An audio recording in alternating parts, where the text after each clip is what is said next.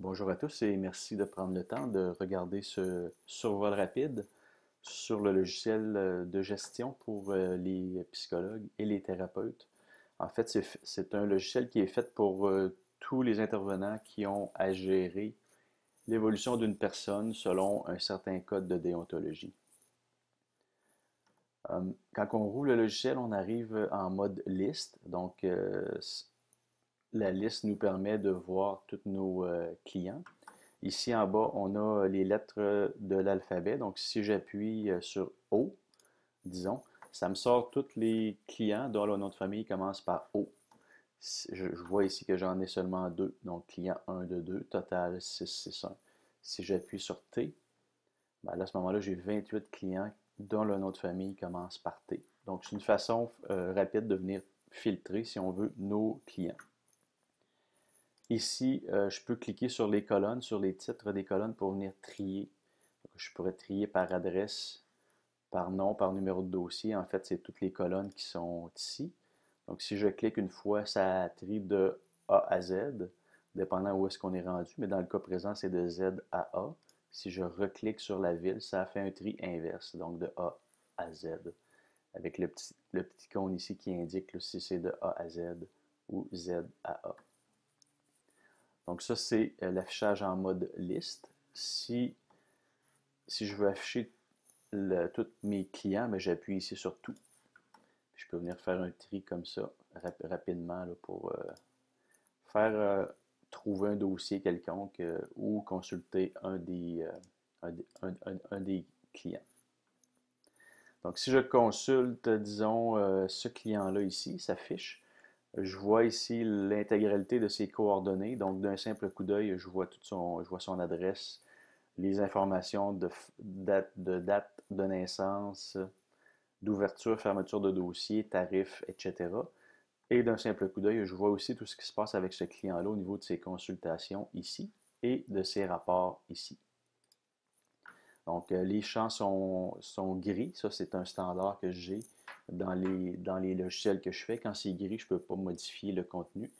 C'est une mesure de sécurité, tout simplement. Si je veux modifier ici, je clique sur le bouton Modifier.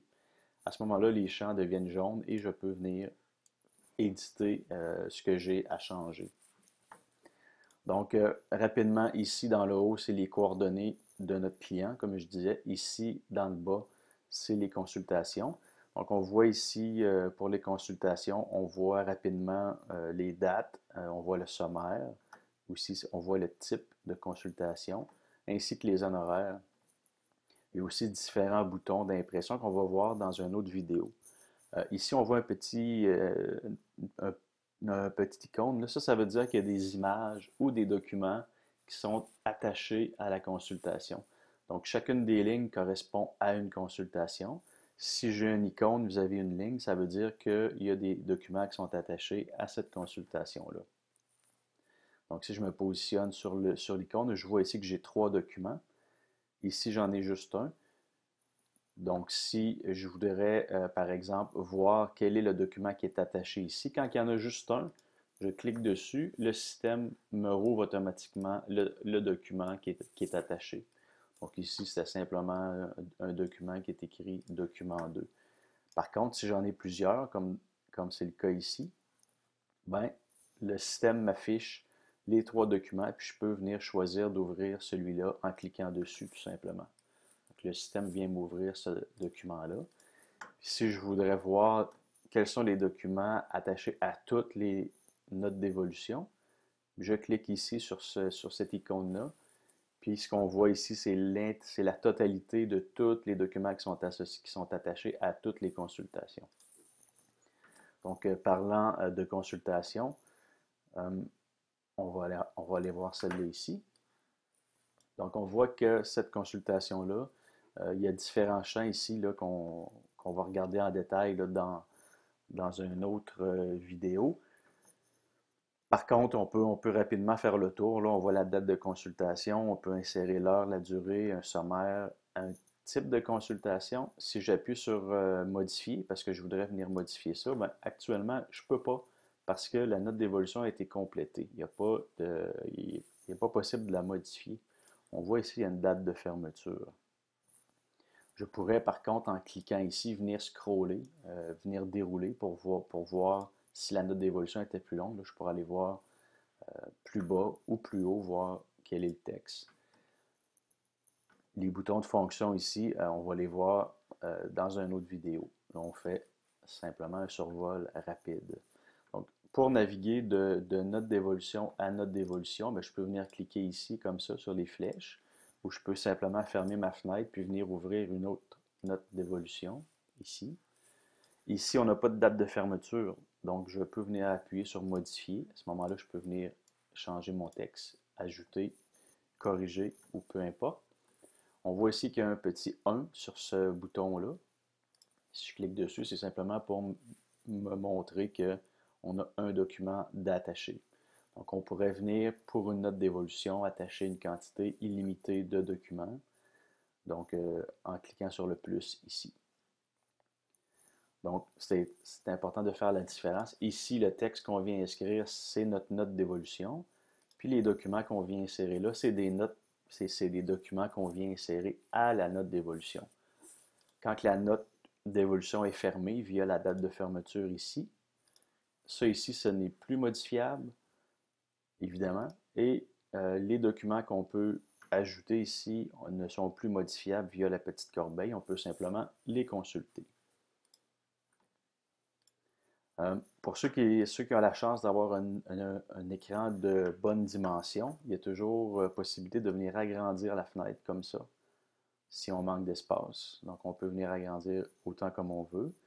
Si on voudrait, par exemple, aussi grossir la dimension des caractères ici, il est toujours possible de le faire en appuyant sur le petit plus qui est ici en bas.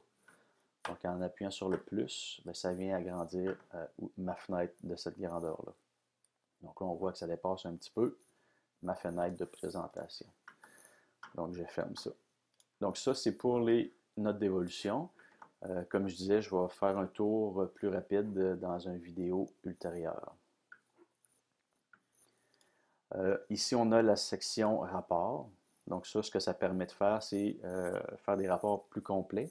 Donc, on a la section notes d'évolution, ici la section rapport. Si j'appuie là-dessus, j'ai mon rapport ici, celui-là est finalisé. On a une date de fermeture. C'est marqué ici, signé électroniquement le 13 mars 2014.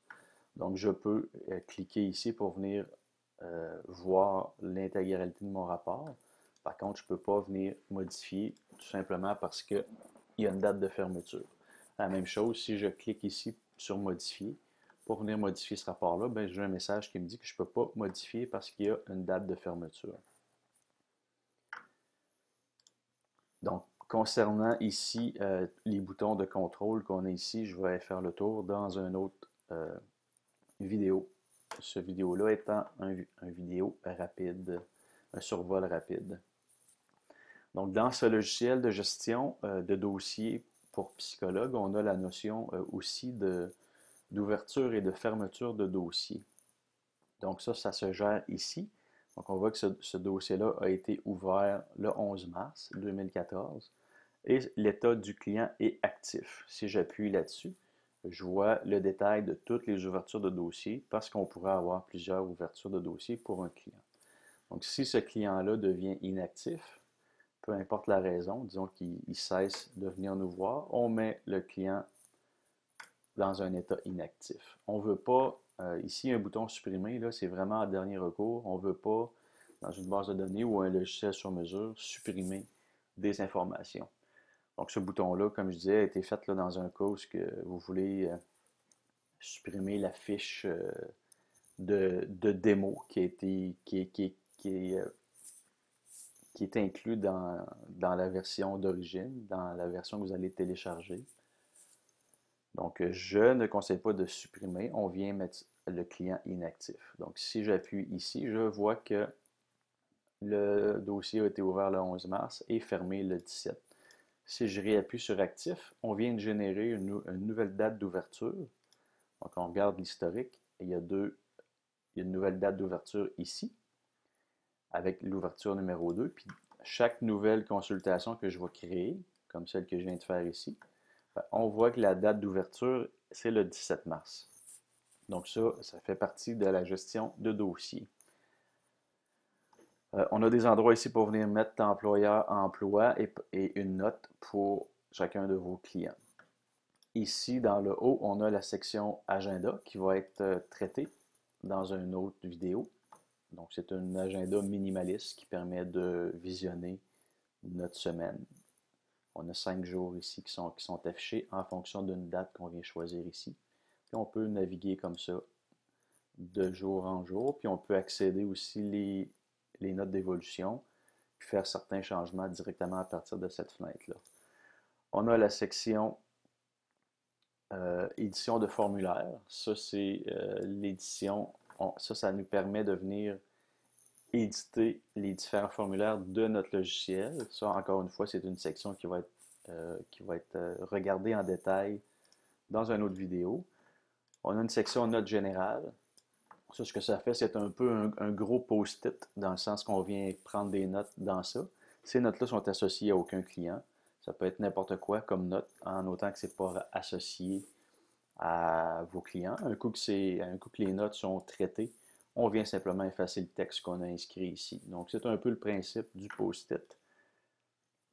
On a la possibilité d'envoyer des courriels, donc on peut venir faire une recherche, disons, de tous les gens qui sont à Québec. Le système nous sort 305 clients. On pourrait choisir ça ici, courriel, puis ce que ça ferait, c'est que ça viendrait ouvrir notre logiciel de courriel avec toutes les adresses de courriel des gens qu'on voit ici à l'écran. Il y a pour terminer la section préférences qui a évolué un peu si on compare ça à la première version du logiciel. Pour ceux qui connaissent la version 1 du logiciel, il y a plusieurs éléments qui ont été rajoutés. Donc, ça, on va faire encore une fois le tour rapidement dans d'autres vidéos, mais étant un survol rapide, on voit ici qu'on peut faire la gestion du logo et du texte qui est présent dans les différents formulaires. Ici, on a la possibilité de venir éditer les différents gabarits de texte. On peut ajouter une quantité illimitée de gabarits de texte. La section divers nous permet de venir ajuster ou personnaliser le titre de nos rapports, le titre des reçus, etc. Il y a certains éléments ici là, qui nous permettent de venir configurer le format des coordonnées. Si on inscrit les numéros de téléphone sur les reçus, sur les notes d'évolution, les rapports et d'autres éléments qu'on va regarder dans une autre vidéo. Et cette section-là nous permet de venir faire la gestion, si on en a besoin, des taxes, pour ceux qui ont géré les taxes, et le programme d'aide financière. Donc, tout ça, c'est des choses qu'on va regarder dans une vidéo ultérieure. Donc, si on complète le survol rapide du logiciel Le Psy, ben ça fait le tour de ce qu'on peut faire avec ce logiciel-là. Donc, essentiellement, c'est un logiciel qui nous permet de faire la gestion de l'évolution, si on veut, de nos clients, selon un code de déontologie. Puis comme j'expliquais plus tôt, toutes les fonctionnalités des boutons qu'on voit ici, ça sert essentiellement à imprimer les reçus, soit de façon unique par ligne, ou soit de façon globale ici par client. Donc on a le même principe pour tous les types d'impression, soit qu'on imprime toutes les notes pour un client, ou soit qu'on imprime une note individuelle ici, donc la note qui correspond à la ligne. Et c'est la même chose pour le reçu. Ici, en haut, dans le bouton imprimer, on a 4 types d'impression qu'on va voir encore une fois dans une autre vidéo. On peut imprimer toutes nos données financières par type de consultation. On peut imprimer les honoraires, le journal des ventes et les consultations qui ont été non payées. Donc, ça fait le tour pour le survol rapide. Je vous invite à regarder chacune des sections en détail à travers les différentes vidéos que j'ai mis en ligne sur le site lepsy.ca. Merci.